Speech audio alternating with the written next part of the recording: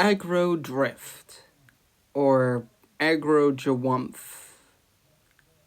Afro. Probably the most elusive movie of Korine's we're going to be talking about today, and his latest for the moment. Waiting for a chance to see Aggro Jawumph was like being stuck inside a braising bull. It was pure agony. And there is a good reason as to why I was excited for it. It was the first movie done under the Edgelord banner that he co-founded with Travis Scott. The movie starred Travis Scott. It was never released worldwide except for a few select film festivals. It was the first movie we got from Korine in 4 years, unless you want to count Circus Maximus as one. I don't. And it was shot entirely through infrared cameras, so as to be expected, I was very impatient to see this one. Waiting for this was painful. I mean, I could have flown out to the Toronto Film Festival to see this, but 1, I don't have a passport yet, and 2, have you seen the festival prices nowadays? Ain't no way I'm gonna pay for all that just to see Travis Scott shooting up gang members on the big screen. But I think Harmony gave up with treating me like a dog with a shot collar because he released the entire thing on his website for £12. Again, I'm a cheap bastard, so I pirated it instead. Hey, gotta preserve stuff somehow. So what do I think of the movie that I've been waiting what felt like decades for? Well, it's pretty low on the list, so what do you think? Don't get me wrong, the thermal vision approach was a massively inspired choice. It makes every shot in the film feel very stylized, and the colors pop out at you like it's trying to emulate that feeling that you're watching a video game cutscene. A very trippy video game cutscene, but still one nevertheless. So it was one hell of an experience to see unfold.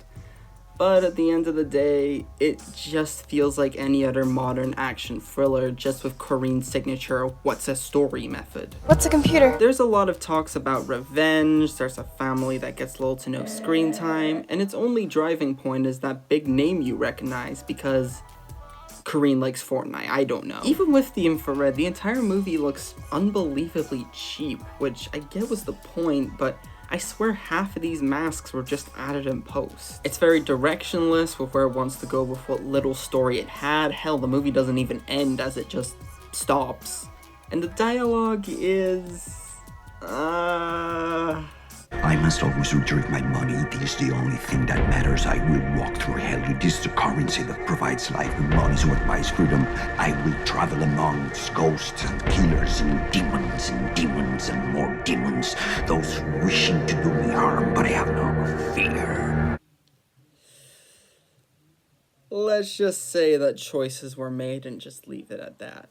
But that being said, I do like this movie. It's not perfect, but the seemingly endless amount of flaws mostly adds to the charm of it all. And I can't say that it wasn't at all ambitious. Not to mention that the music is really good throughout, and plus, it's Harmony Korine. Of course the cinematography is going to look absolutely gorgeous.